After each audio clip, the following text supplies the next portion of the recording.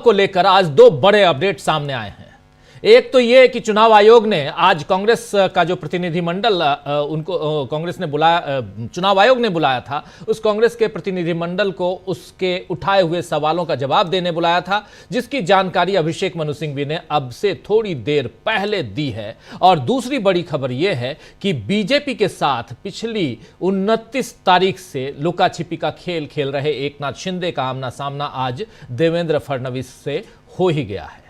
हालांकि यह मुलाकात भी ऑनलाइन ही हुई है, क्योंकि 6 दिसंबर को बाबा साहेब आंबेडकर की पुण्यतिथि कार्यक्रम की चर्चा के लिए एक बैठक आज की गई, जिसमें लगातार बीमार चल रहे एकनाथ शिंदे शामिल हुए और मुंबई में होते हुए भी देवेंद्र फडणवीस बैठक में ऑनलाइन शामिल हुए।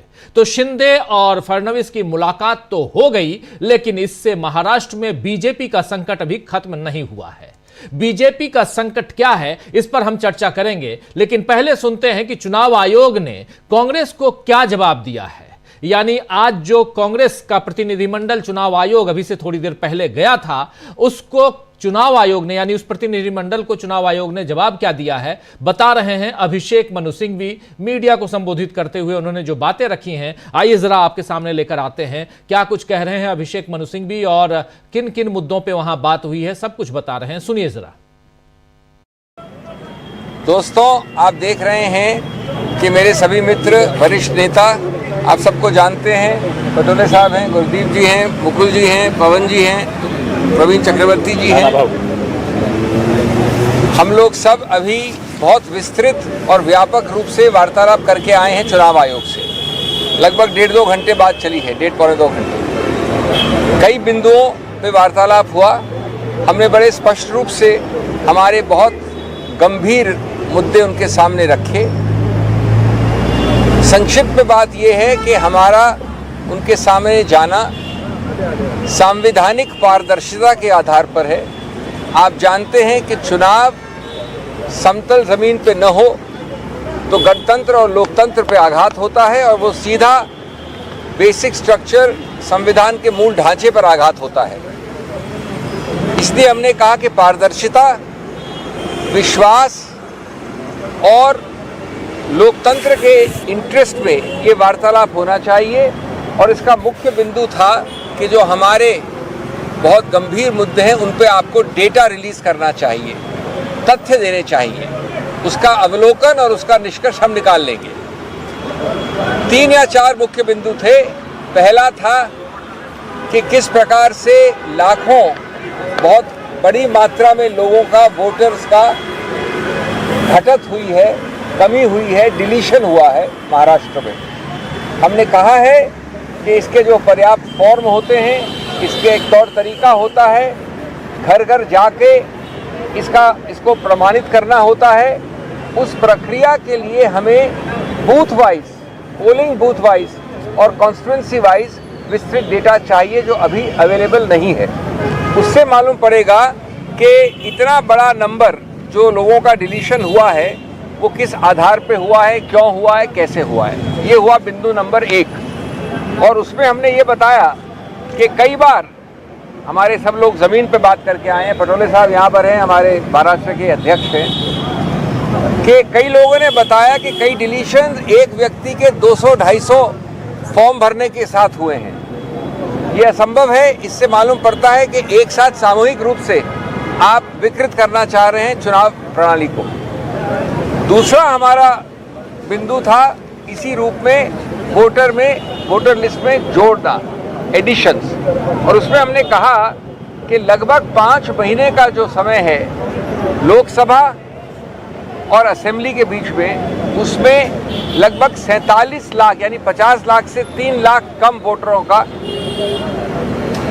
जोड़े गए हैं, एडिशन हुआ है। इसका औचित्य क्या है, इसके फॉर्म्स कहाँ हैं, फॉर्म 6 हो, फॉर्म 7 हो, इसका डोर टू डोर वेरिफिकेशन कैसे है, किस आधार पे हुआ है, हमको वो रॉ डेटा चाहिए।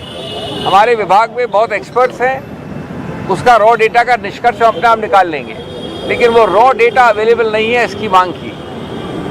तीसरा अत्यंत महत्वपूर्ण बिंदु कि चुनाव आयोग के खुद के दिए हुए आंकड़ों के आधार पर, एक सिर्फ महाराष्ट्र का उदाहरण लिया जाए तो 3 आंकड़े आते हैं। 58.22% वोटर टर्नआउट 5 बजे, 65.02% वोटर टर्नआउट 11:15 बजे रात को, 11:30 बजे रात को, और अंतिम आंकड़ा अगले 2 दिन बाद 67% या 67 से थोड़ा ऊपर, यानी 7% लगभग का फर्क।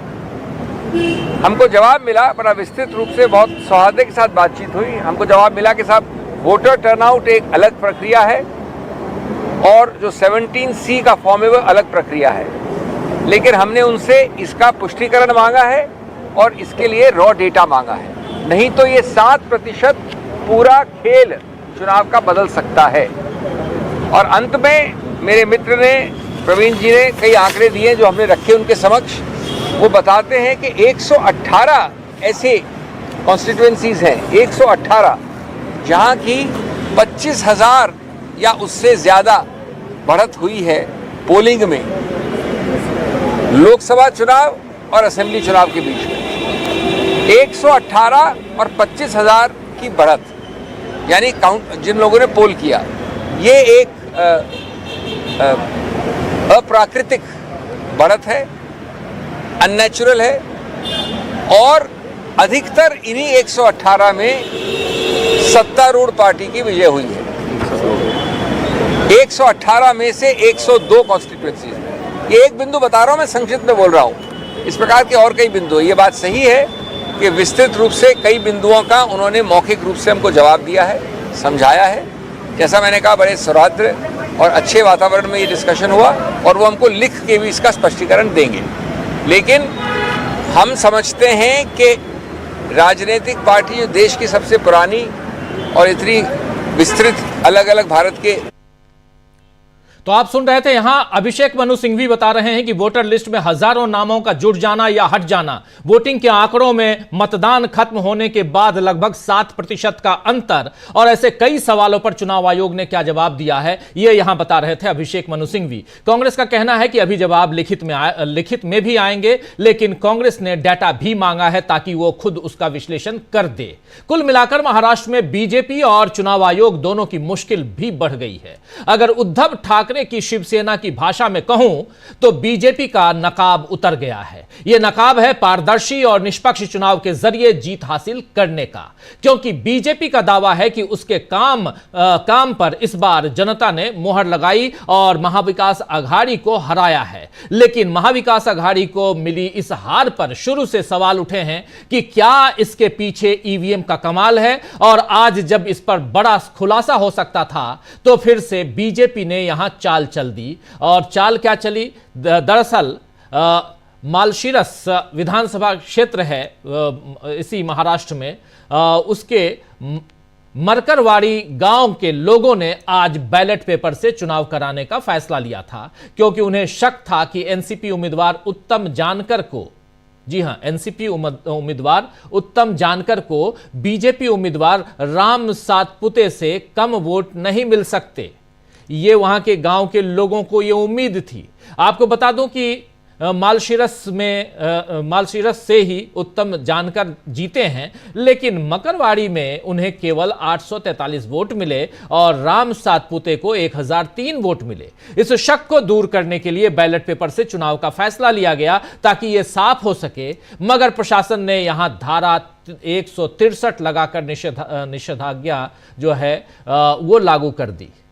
परसों तक ये कर्फ्यू लगा रहेगा और अब गांव के लोगों ने भी अनावश्यक टकराव को टालने के लिए मतदान का फैसला रद्द कर दिया है, लेकिन ऐलान कर दिया है कि इस लड़ाई को आगे सुप्रीम कोर्ट और चुनाव आयोग तक ले जाया जाएगा। मरकरवाड़ी जो है गांव से लोकतंत्र बचाने की जो ये मुहिम अगर आगे बढ़ती है और आगे बढ़ती है तो फिर बीजेपी के लिए मुश्किल और बढ़ेगी, क्योंकि इस समय संदेह की सुई बीजेपी और चुनाव आयोग दोनों पर है। अगर आज बैलेट पेपर से चुनाव हो जाते तो फिर सवालों के जवाब भी दिए जा सकते थे। इधर बीजेपी संसद में भी फंसी हुई है। संभल और अडानी के मुद्दे पर भी बीजेपी फंसी हुई है और इस मुद्दे पर विपक्ष के सवालों का जवाब सरकार के पास नहीं है। वहीं महाराष्ट्र में किसके नेतृत्व में सरकार बन रही है यह भी तय नहीं है। आप जानते हैं कि महाराष्ट्र में बड़ी जीत हासिल करने के बावजूद बीजेपी ने न मुख्यमंत्री का नाम तय किया है और न ही अब तक यह पता चला है कि जो सरकार बनेगी उसमें शिवसेना और एनसीपी की हैसियत कितनी रहेगी, कितनी होगी। अभी इसी की सौदेबाजी चल रही है और इस बीच बीजेपी ने आजाद मैदान में शपथ ग्रहण की तैयारियां भी शुरू कर दी हैं। बताया जा रहा है कि बीजेपी के सीएम के अलावा 2 डिप्टी सीएम की शपथ का जो कार्यक्रम है वो भी होगा, यानी 2 डिप्टी सीएम भी शपथ लेंगे। इसमें एक नाम अजीत पवार का तय है, लेकिन बाकी 2 नामों पर अभी खुलासा नहीं हुआ है। हो सकता है कि कल की बैठक के बाद ये धुंध भी साफ हो जाए। हालांकि इस बीच अजीत पवार की एनसीपी की तरफ से एक नई मांग बीजेपी के सामने रख दी गई है और वो मांग है कि हमारा स्ट्राइक रेट शिंदे शिवसेना से ज्यादा है तो हमें उससे कम मंत्रालय नहीं मिलने चाहिए, यानी शिंदे शिवसेना जो है उससे ज्यादा स्ट्राइक रेट होने के कारण हमको ज्यादा मंत्रालय मिलना चाहिए। एनसीपी नेता छगन भुजबल ने यह मांग उठाई है। तो अब देखना होगा कि बीजेपी इस सौदेबाजी को कितनी दूर तक खींचकर ले जाती है। लेकिन इन सब के बीच सबसे बड़ी बात कि एक सौदेबाजी उधर महाराष्ट्र में जो चल रही है, लेकिन महाराष्ट्र की सियासत से ही जो यहां देश की सियासत में एक बड़ा भूचाल है। और सबसे बड़ी बात कि चुनाव आयोग इस वक्त संदेह के घेरे में है। इस बीच एक याचिका, एक नहीं कई याचिकाएं लगाई गई सुप्रीम कोर्ट में कि चुनाव आयुक्त की जो नियुक्ति होती है उसका जो पैनल है उस पैनल में सुप्रीम कोर्ट के चीफ जस्टिस को भी रखना चाहिए, जिसे हटा दिया गया है। इस पर सुनवाई शुरू होने से पहले सीजेआई ने खुद को, यानी कि chief justice of India Sanjeev Khanna ने खुद को अलग कर लिया है इस केस से, मगर इस केस को खारिज नहीं किया गया है। इस केस पर सुनवाई अभी होना है, यानी सुनवाई होगी और आगे इस पर क्या कुछ फैसला आता है वो सब हम आप तक पहुंचाएंगे। मगर चुनाव आयोग, चाहे सुप्रीम कोर्ट हो, चाहे यहां जनता की अदालत हो या यहां सियासी दल हो, खासकर विपक्षी दल, इन सब के कटघरे में चुनाव आयोग और खासकर राजीव कुमार जो हैं वो फंसे हुए हैं, घिरे हुए हैं। इससे कैसे वो बाहर निकल के आते हैं और दूसरी तरफ जो महाराष्ट्र में सियासी घमासान चल रहा है उस पर आगे क्या कुछ होता है, ये सब कुछ हम समझेंगे।